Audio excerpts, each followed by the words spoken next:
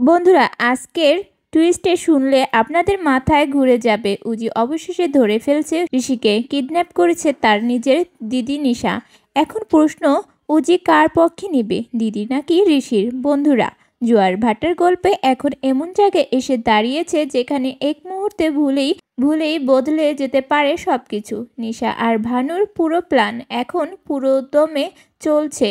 তারা ঋষির বাড়িতে ফোন করে দাবি করছে 10 কোটি টাকার মুক্তিপণ। অদ্ভুত ব্যাপার হচ্ছে, ঋষি বাড়িতে কেউই এখনও তাদের সন্দেহ করছে না, কিন্তু একজন ঠিকই বুঝে গেছে, উজি। কারণ তার দিদি নিশা যে পরিণাম নাটক করছে, ওভার অ্যাক্টিং, তাকে ধরা খাইয়ে দিল।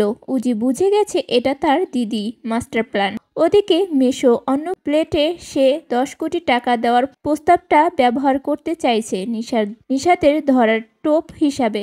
মানে দুই দিক থেকে হাত পাতলো।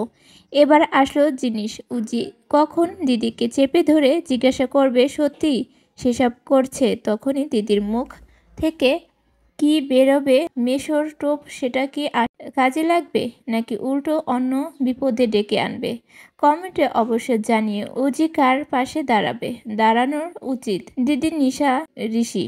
দেখুন জোয়ার ভাটা সোম থেকে 16 রাত 9টায় শুধুমাত্র জি বাংলায়।